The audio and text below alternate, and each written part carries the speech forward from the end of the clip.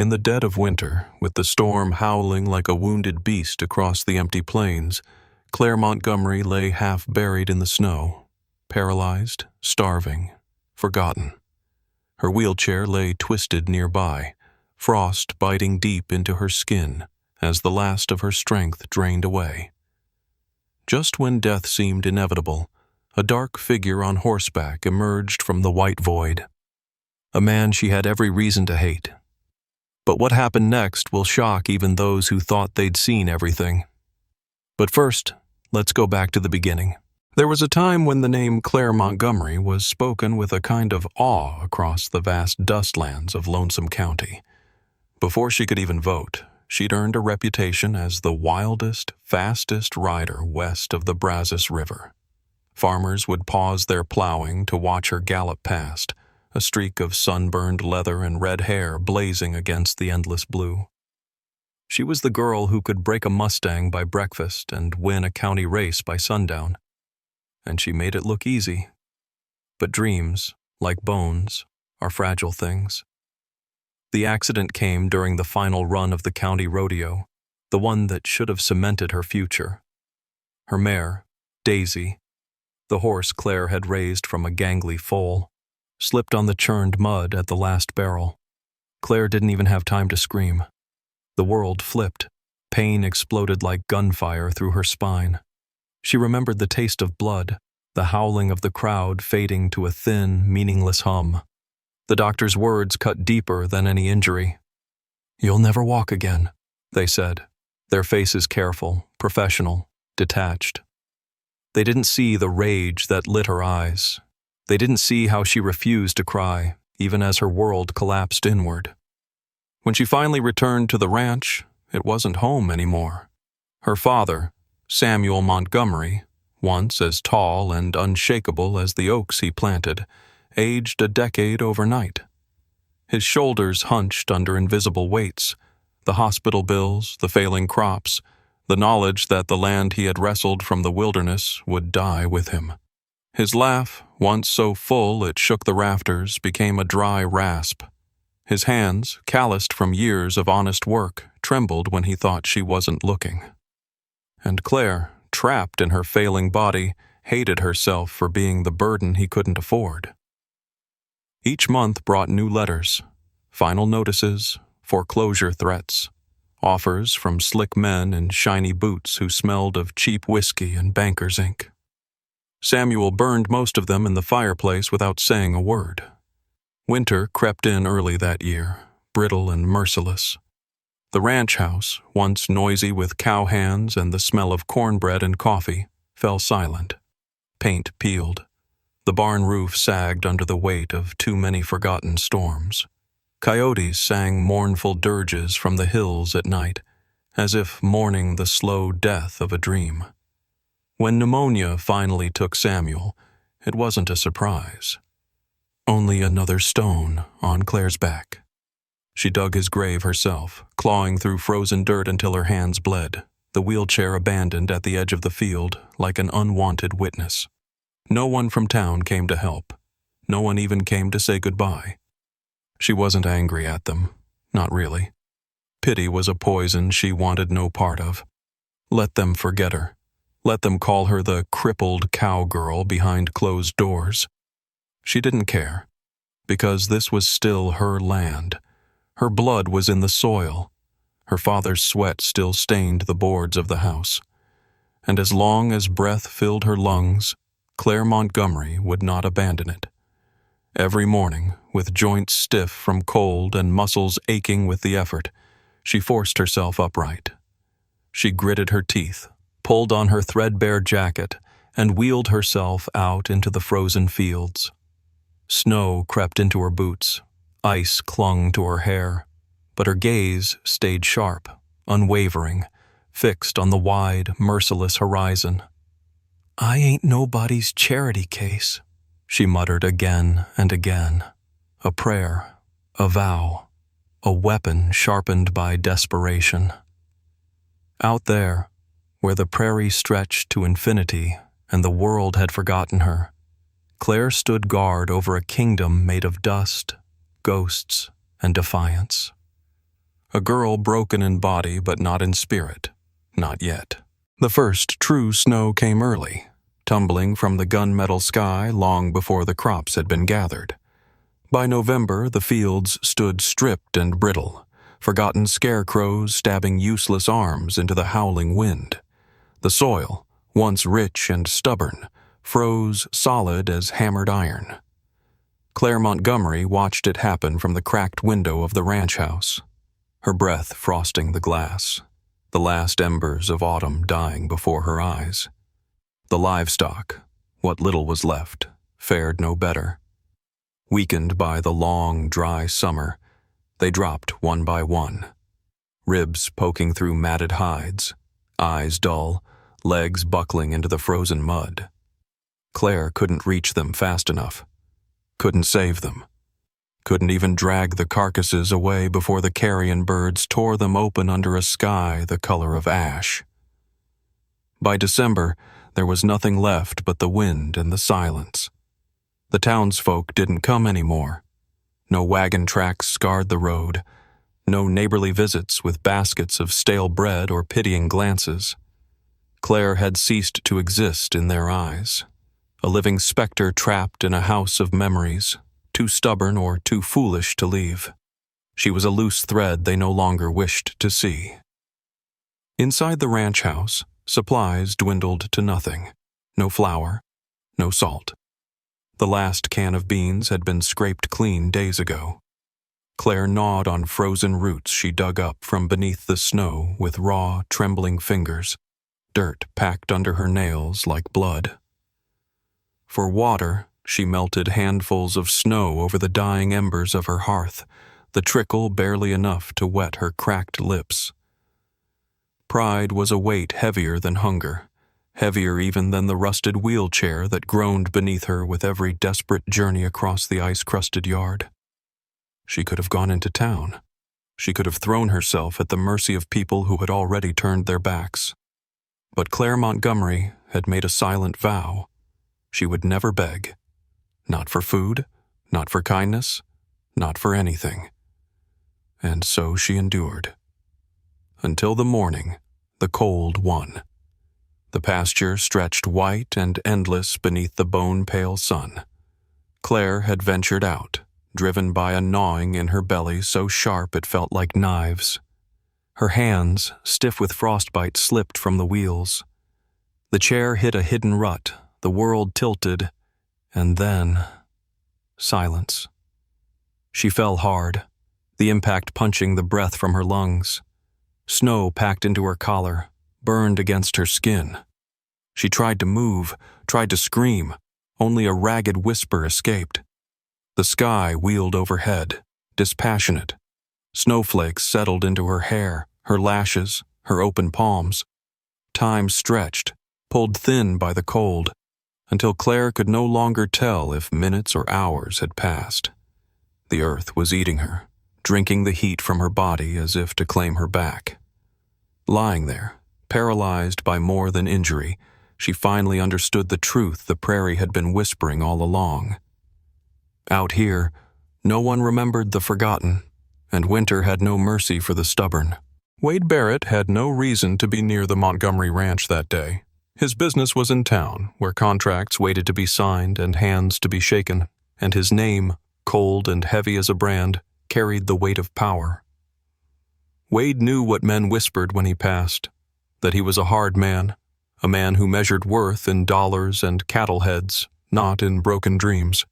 He wore their respect like armor, and their resentment like a crown. Yet something pulled him off the main road as the storm thickened. Maybe it was the way the sky pressed down, bruised purple and green with the fury of a coming blizzard. Maybe it was the way the land itself seemed to hold its breath, as if the prairie knew some ancient, unspeakable wrong was unfolding just beyond sight. Or maybe it was guilt, the oldest, cruelest rider of all.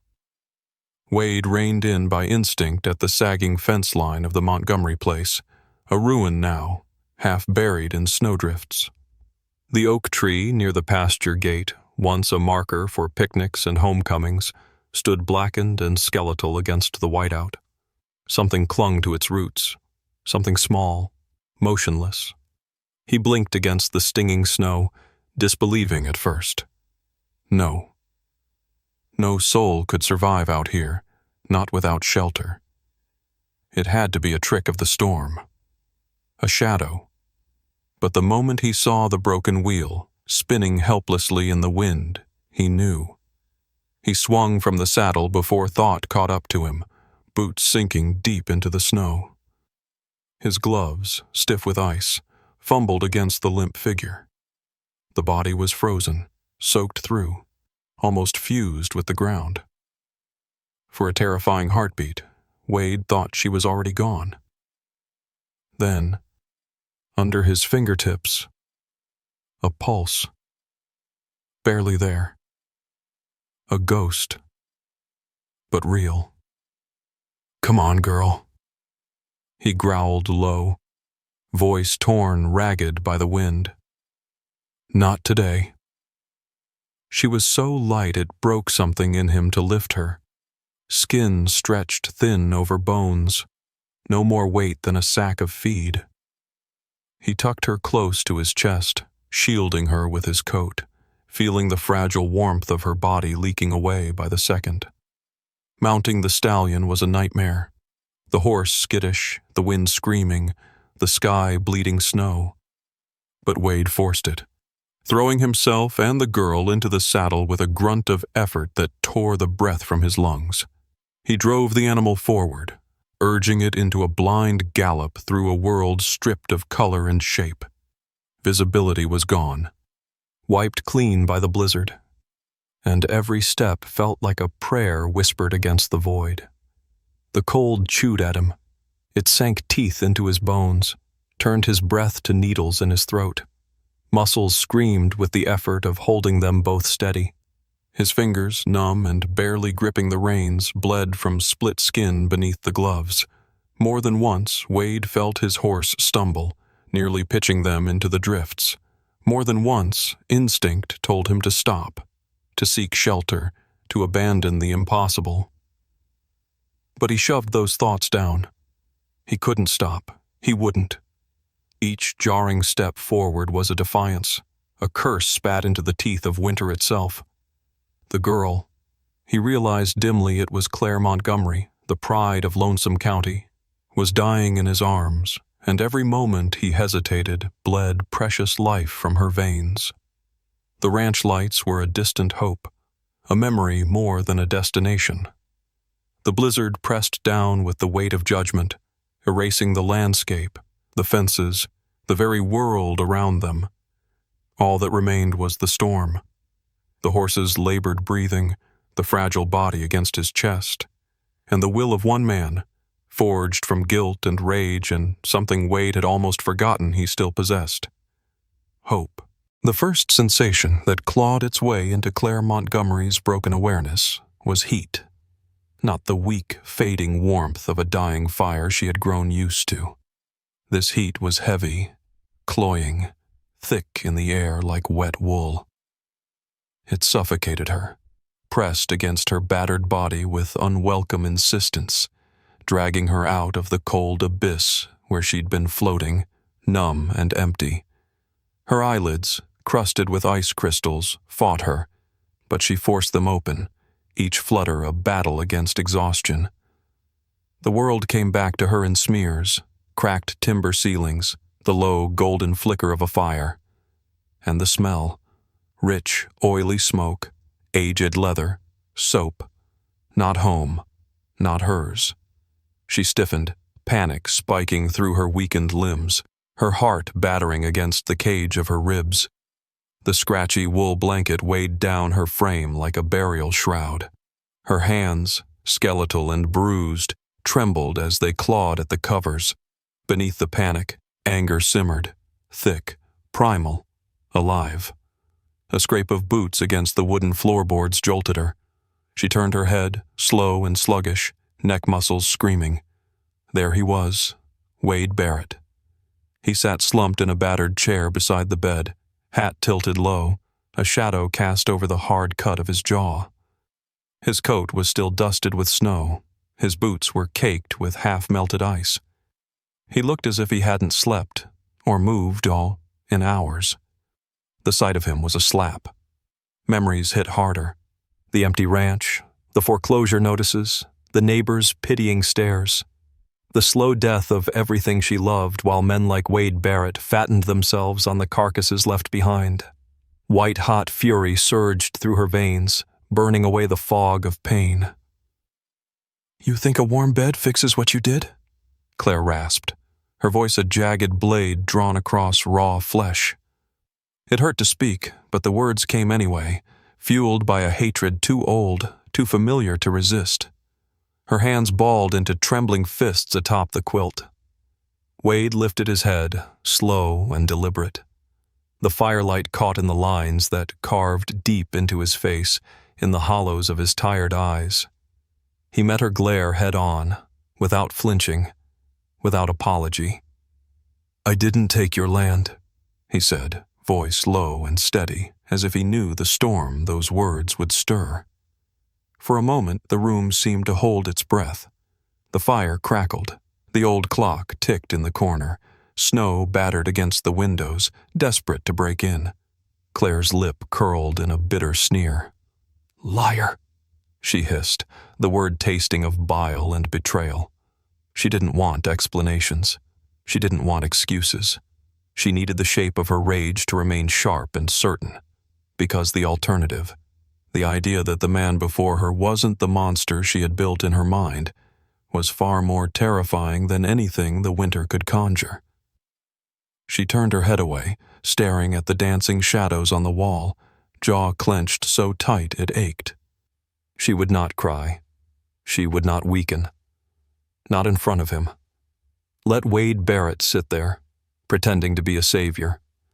Let him drape her in blankets and pretend the past was a wound easily stitched. Claire knew better. Some wounds never healed. Some enemies you had to keep close, not because you trusted them, but because you refused to let them stab you again. Days blurred into one another inside Wade Barrett's ranch house, a world sealed tight against the brutal winter clawing at the windows. Claire, though still weak, refused to be a silent guest.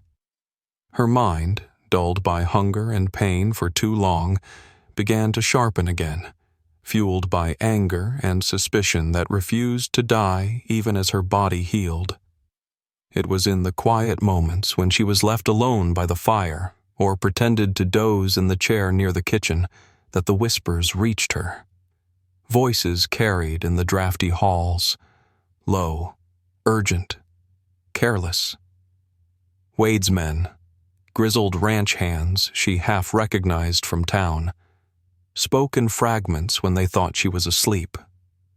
Claire pieced it together like broken glass, each shard slicing deeper than the last. Bank done it dirty. Pushed it faster once they found the ore veins. Lied to her pa about the deadlines. Barrett tried to pay him off to buy her more time. At first, Claire thought she had misheard, her mind weaving fantasies to salve old wounds. But the whispers kept coming, weaving a darker, more devastating truth. The local bank, the one her father had trusted, the one that had smiled and shaken his hand and promised understanding, had betrayed them. Deliberately, they had accelerated foreclosure proceedings, manipulating loan terms behind closed doors, offering no mercy because they knew what the Montgomerys didn't. Buried beneath the rocky hills of their back pasture was the edge of a massive silver deposit. It had never been about missed payments. It had never been about Claire's ability, or her father's age. It had been about greed. Cold, calculating greed wrapped in polite words and legal papers. And Wade had not circled her family's misery like a vulture after all. He had tried to intervene, tried, and failed, to hold off the wolves gathering at her door. The realization didn't strike her like a lightning bolt.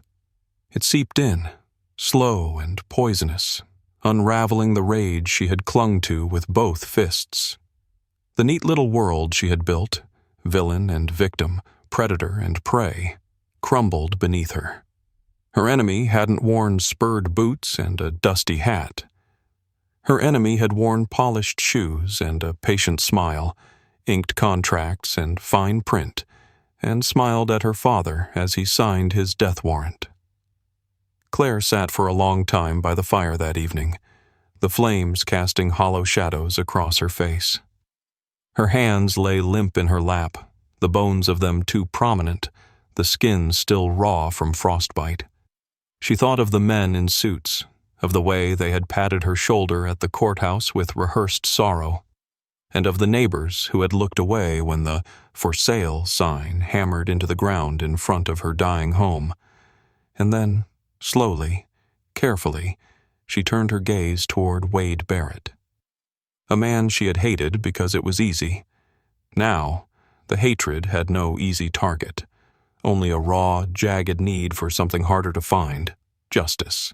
The fire in Wade Barrett's house burned low, throwing restless, crooked shadows across the cracked floorboards. Every snap of the wood sounded loud in the heavy silence, a brittle echo in a room too small to contain what was building inside Claire Montgomery. She sat in her chair like a storm gathering strength, her hands folded tightly in her lap to stop them from trembling. Beneath the blanket thrown across her knees, her muscles ached, but she welcomed the pain. It reminded her she was still alive, still dangerous, no matter how fragile her body appeared. Outside, the world lay buried under drifts of snow, a silent graveyard of hopes too small to survive. Inside Claire, something different stirred. Not hope, not yet, but anger with a purpose, a living, breathing thing that fed on every injustice whispered into her ears over the past days. She had pieced it together in agonizing fragments: the fraud, the manipulation, the betrayal that wore a respectable face. It wasn't enough to be furious anymore. Fury was a fire that could burn itself out. What she needed was war. Wade entered quietly, the snow clinging to his coat in ghostly patches, his broad frame blotting out the firelight for a moment. Claire didn't look at him, not immediately. She stared into the flames, letting their flickering light harden her resolve one final time. When she spoke, her voice cut through the room, low and lethal. "We're not crawling to them. We're dragging them out." No question, no room for doubt. Wade's boots scraped softly against the wooden floor as he approached, but he said nothing. He stood a few paces from her, arms crossed, his face carved from stone, waiting, testing her. Claire forced herself to meet his eyes, and for the first time she saw something flicker there: respect, and a trace of something else. Sadness, maybe. The look of a man who knew exactly what wars cost, and who hated to watch someone else step into the fire. "I'll need you," she said, her throat raw, every word costing more than she wanted to admit. "And not just you. We'll need the others. Every rancher who got cheated. Every soul who lost something because they were too small to fight back alone." The idea tasted strange on her tongue, asking for help, rallying others, trusting anyone after everything she had seen, but she had no choice. "This ain't just about my land anymore," she continued, her voice sharpening. "It's about every damn inch of soil they stole, every house they emptied, every family they bled dry." The weight of her words filled the room, settling into the cracks and the dust. For a long moment, Wade said nothing. The fire popped and hissed between them. Outside, the storm howled against the walls like a living thing, but Claire barely heard it. At last, Wade exhaled slowly, a sound like wind scraping across stone. "You understand what you're signing up for?" he asked, voice rough with something that might have been warning, or admiration. "They'll come after you, tear you down. They won't fight fair." Claire's fingers tightened on the chair's armrests. Her body was still too weak, her scars too fresh. but her spirit had already crossed a line that could never be uncrossed. "Let 'em," she whispered. "I'm done hidin'." There was a silence then, deeper than before. A moment of recognition between two people who had both lost too much to ever be fooled by easy victories again. And in that silence something unspoken was forged. Not an alliance, not yet, but a beginning. The courthouse was a squat, ugly building of crumbling brick, squatting at the center of town like an old wound no one wanted to admit was still bleeding. Snow caked the steps leading up to its heavy oak doors, the same doors Claire Montgomery had passed through a lifetime ago when she'd lost everything with the scratch of a pen and the cold nod of a judge. Now she returned not as a beaten girl, but as a fighter armed with nothing but her truth and her rage. The bankers were ready for her. Claire saw it the moment she was wheeled through the double doors into the freezing, dusty courtroom. Their lawyers sat polished and smug behind polished tables, their suits dark and expensive, their smiles thin and practiced. They saw her, the battered wheelchair, the hollow cheeks, the visible tremor in her hands, and she watched their eyes light up with the easy cruelty of men who had built their fortunes preying on the weak. It began before she even reached the front of the room. Whispers slithered through the crowd. Snickers, sneers, the thin sharpness of mockery barely disguised as pity. "Poor thing. Should have known better. Can't even walk. How's she gonna run a ranch?" Their strategy was obvious. Paint her as a madwoman, a cripple chasing ghosts, a liability who couldn't be trusted with a plot of land, much less justice. They threw every weapon at her: forged documents, twisted facts, doctored testimonies from men who had once shaken her father's hand and now twisted the knife into his memory. They called her reckless, irresponsible, mentally unstable, a danger to herself and to the land she dared to claim. Wade Barrett stood beside her through it all, silent and grim, his own reputation blackened by association. His wealth made him a target too, whispered accusations of greed, manipulation, backroom deals. The old ranch families, once eager to toast him, now eyed him with suspicion. Wade bore it without flinching, his broad shoulders carrying the weight of their contempt. But Claire didn't back down. When they called her to the stand, she rolled herself forward through the aisle like a soldier crossing no man's land.